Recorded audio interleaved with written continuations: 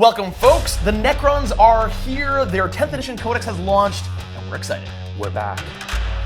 We're back, baby. I'll be back.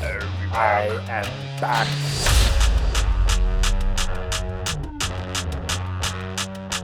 Welcome again. My name is Nicholas, if you didn't know that already, and I have with me in the studio Michael Buckthorpe coming to you live with the reaction to our Necron release. Yeah, so we've had the Codex in our hands for about a week now. Yep. We've played a couple games with it. We've looked at the rules. You are a Necron expert. That's why we brought you in. Resident Necron expert. Resident yes. Necron expert. I know very little, aside from the fact that I feel like I lose a lot against Necrons. Yeah, I've got a pretty good track record against you. especially. Yeah, I think you got me when your Tau first released in 9th edition. I think you got me pretty good on that one, but I have a pretty good record, I feel, otherwise. Yeah, because Necrons can be really tough. Now, previously, the big boogeyman of Necrons, they were doing really well in the meta. Yes. And especially with, what is it, Lichguard? Lichguard block right over here with a Technomancer attached to him. Where is he? This guy. Yeah. And Crypto Thrall thrown in the mix. Make them nigh unbeatable. Yeah, really tough unit. We had a game when we were first testing out 10th edition where I marched that block right into it, like middle of Nick's Tau ground line. Didn't take a Shot my scratch. entire army at it. Yeah. Did nothing. It was bizarre. And they come back. And they came back. And that's always been the Necron thing. Yes. Now we have a new 10th edition Codex, and as it seems to be with all the codexes, they are not going, it's not like a massive shift from what we've seen previously. It's little adjustments here and there, almost side adjustments.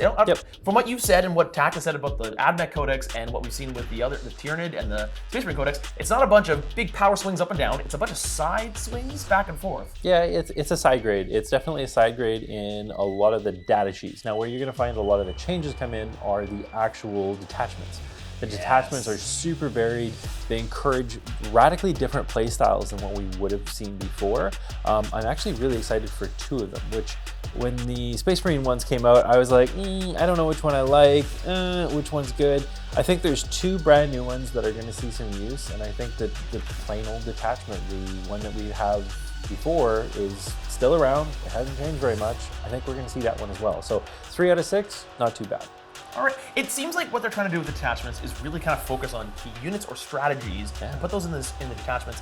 And we were talking about this earlier. It kind of feels like we might see, as these codexes come out, currently in Index land, some of these units we're seeing are like, this unit doesn't make a lot of sense, or it's not very powerful, or it doesn't kind of work in the army like I think it should. And it's possible because they've been waiting for their detachment that kind of makes them great. Yes, and I feel that that is really, really apparent with some of these units where the detachments that really support that aspect of the Necron army. So, for instance, we have a destroyer-heavy detachment. I believe it's called the Annihilation Legion, or Annihilation. Yeah, it focuses on destroyers and flayed ones. We haven't had a flayed one, like a proper flayed one, detachment, I suppose, in a little while here. We had a little bit of Armies of Renown, but the whole concept with that is you have 6 stratagems as well as an army detachment rule that really synergize well and buff those flavors of the army. I actually had a lot of fun with them, and I discovered that my flayed ones, my 5-man flayed ones, my 10-man flayed ones, I got a lot of mileage out of them that I wasn't getting before. So that's really exciting to me, and I know I had a lot of fun. Tak, I believe, uttered the words, "Hold up, that does what now?" So that was kind of cool. And there's other things too, right? Like a lot of people are kind of griping and groaning a little bit about the idea of us kind of copying other detachments. Like one that I'm seeing all the time is the Grey Knight. Oh, we're just Grey Knights. We're Grey Knights, but robotic Grey Knights. I mean, come on, guys. But the reality is yes, we kind of have the same kind of mechanics. Similarly, the Cryptek detachment follows very much like when Mubin was reading the army list with me, he was like, "Oh, you guys are just Chaos Demons now." I'm going, well, yes, the idea is the same, but no, the enactment of it is different because it buffs our Canoptic units. And all of a sudden, my wraiths are really good, my spiders are great, and my little scarabs are fantastic. Like, I'm really excited. Well, if anyone can claim to be the OGs, it's Necrons. It's Necrons. In the lore, the Necrons have been around since almost the birth of any race in 40k.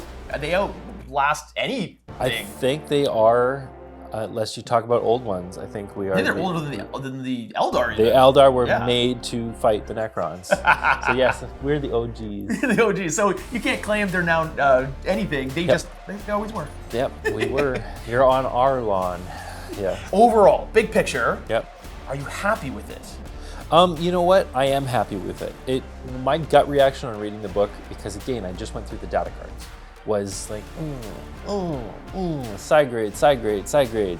One of the biggest changes, okay, they did indeed take away a lot of our durability with some of our wombo combos. So that Lich Guard blob you're talking about doesn't exist anymore. Okay. Sorry, guys. So I don't have to worry about it anymore. They did change around certain things too. Like for instance, you can't actually put Cryptex in Lich Guard anymore.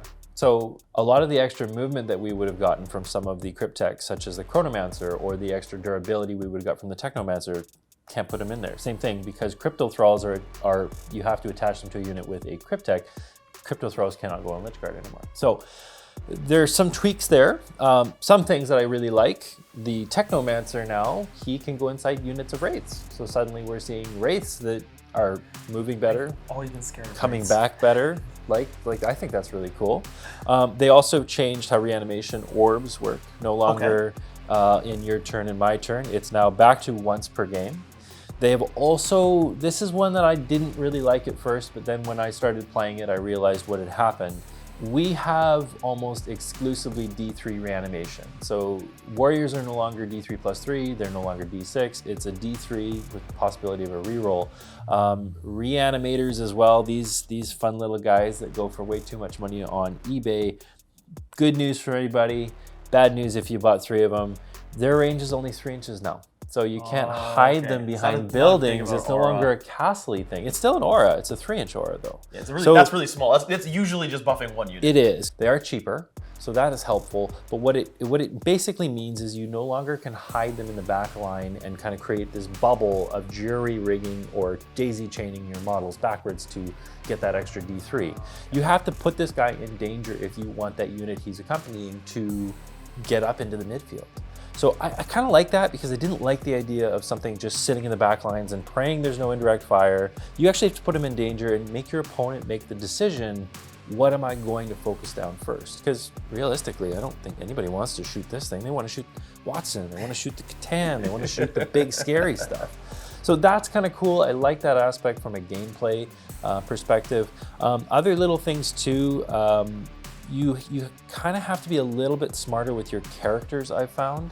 The new character that we have here, the Overlord with the Translocation Shroud, his ability is an auto advance 6. That's what the Translocation Shroud is. He still has that orb, but the auto advance 6 makes your Lich Guard actually quite fast. I mean, they're advancing anyways, they don't have any shooting attacks. So the first 2 turns, you're moving 12 or 11, I guess. But I think that's a good change. I like that idea of Overlord having that kind of extra movement synergy rather than necessarily just straight killing, because that opens up tactical options, right?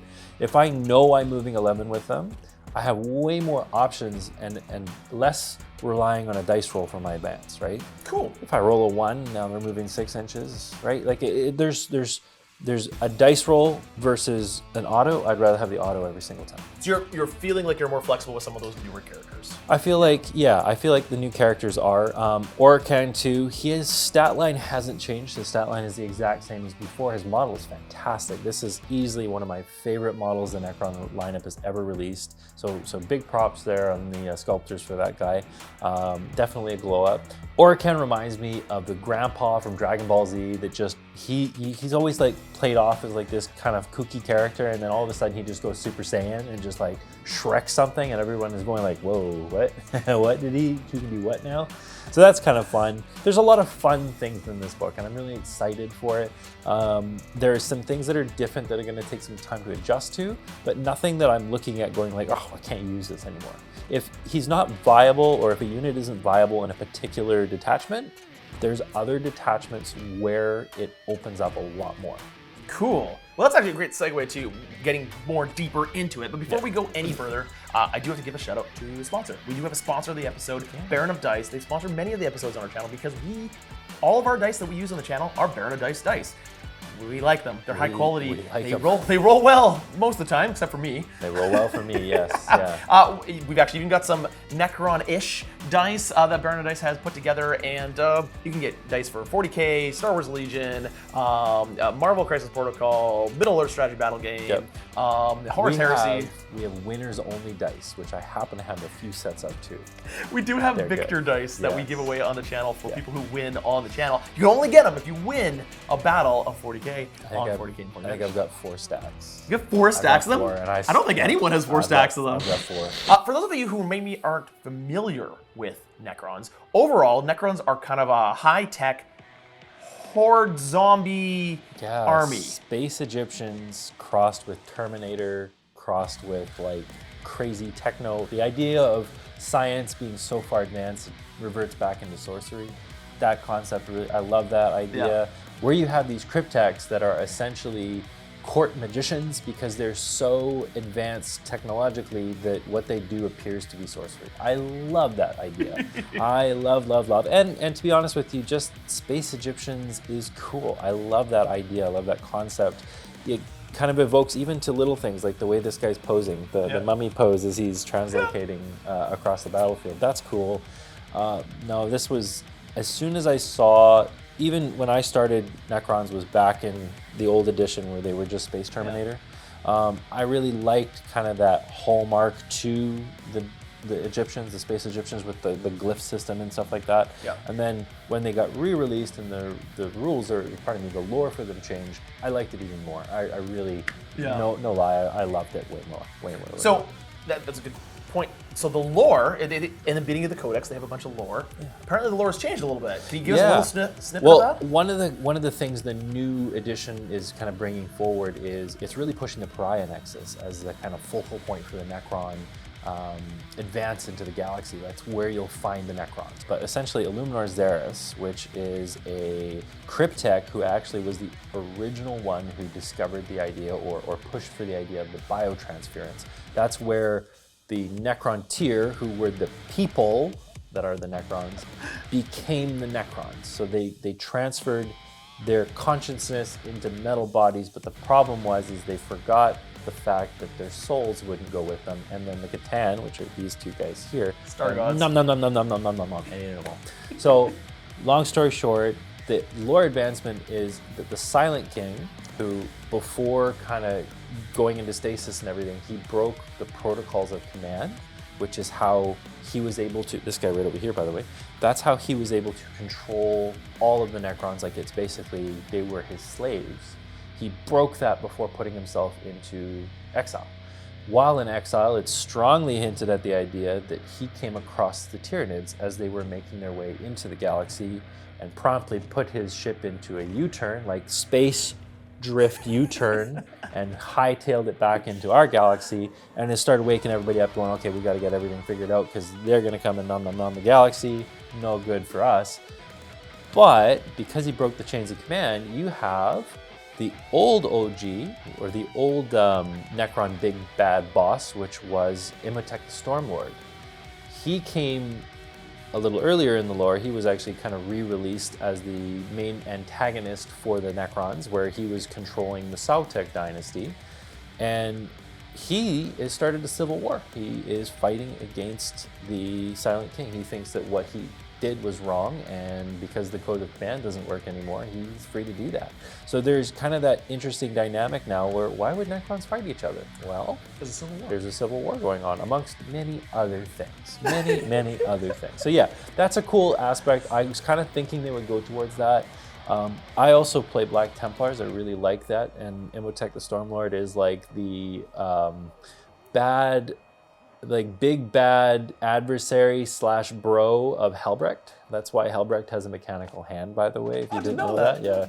So Imhotep ripped it off and was like, ha ha ha, you live with your failure, and beat him with his own hand. And then Imhotep had his ship boarded by Helbrecht, and Helbrecht blew his ship up. So it's like a 50-50 on who won that one. But yeah, there's lots of really cool interactions there, and I like Necron lore no matter which way it comes. It's cool. That's awesome. Pretty cool. It's pretty cool. That's awesome. Is there anything else you want to draw our attention to? Something that you really like about Necrons in the new Codex? Something, a strategy or an army list or something? Yeah, I think, so based off of what I have seen, Necron points have gone down. So our durability has gone down. It has been replaced with the idea of more. So you have warriors, for instance, went down further. I think they're only 10 points apiece, Nick. Wow. 10 points apiece for Necron warriors. So 20-man block is 200 points. I remember when they used to be 260 points. And they were more durable. They got D6 per turn. They were kind of like a field bag because it was we call it a stat check, where you would basically stat check your opponent. Can you even remove this block? Because if you can't, you've just wasted your shooting, which is a field bag. Yeah, that's true. Yeah, yeah. But now you can play where, all right, I got 3 of them. I got 60 warriors. Can you stat check me there, bro? And I don't know. I just love, but I love the idea of that horde moving across the battle, so you can play them that way. That's very stereotypical Necron. That's like the so, Necron in my head is this wall of metal and flesh, slowly marching with powerful weapons, and like you might kill me, but I might rise back up, or I'll have 300 more behind me. Yep, and I like that. I like that idea. I like the idea too of the monolith is going to probably make a showing with our detachment that allows us to teleport places, because the monolith is pretty integral. He's like, hey, these guys over here that are in close combat, yoink, let's put them over here. And oh, by the way, maybe I'll put them, yoink, spend a stratagem, put them within 3 inches of you. Oh yeah, oh yeah, 2-inch charge, you betcha. But I don't know, just stuff like that I find is really cool. I'm excited to see what combinations are coming. I've almost hit the saturation point with Necrons where I have enough of everything to play everything. I'm almost there. Okay. I'm almost there. It is a fun place to be, where you realize you're like, I have a display cabinet and I can't put any more in it. So I can play any detachment I want, any combination I want, and I can just have fun. I can, yeah. I'm a player. We call ourselves Highlanders, where I believe it's one of everything before we duplicate stuff. That's my other than troops and stuff like that. But I like that concept. So I'm kind of hitting that point where I'm like, well, I guess I got to start doubling up on stuff. And the first thing I'm going to double up on are flayed ones. Oh, you like them? Yeah. Oh, I love them. And just the look on everyone's face when they meet. They hit the battle line and all of a sudden they get the salad fingers all over the place. Oh, I love that. Love, love, love, love, love. Yeah. So overall, Necrons, you're feeling like you're in a good place? I'm excited. Yeah, they're definitely not going to be out of the book broken. There's nothing I was able to find that was a wombo combo, like to the extent of the Lich Guard before. Okay. Nothing that you can put straight forward and say, that's not going to die. Nothing, that doesn't exist anymore as far as I was able to find in 1 week. I like that. Yeah, I do too. Where I found a lot of tactical flexibility are the new stratagems, especially from the detachment I played, which was the Destroyer featured one. Lots of movement shenanigans. Lots and lots of movement shenanigans, lots of, which you ask any high level game player, movement, like we have a Black Templar style, you shoot me, I move towards you. That's a huge thing. That's good. Objective capturing, that's put yourself out of line of sight, that's set things up for later. There's lots of that. I also saw one that I really liked where it's the Cryptek style detachment where if you charge me, I move away from you. Or if you charge me, I reanimate. That's really cool. I like that one a lot because suddenly I'll take out that one scarab, no problem. Oh, there's 2 of them now. Suddenly there's 2 of them. What do you mean? You know what I mean? Like, or spider, sorry, spider. But yeah, there's lots of flexibility. I'm really excited for that.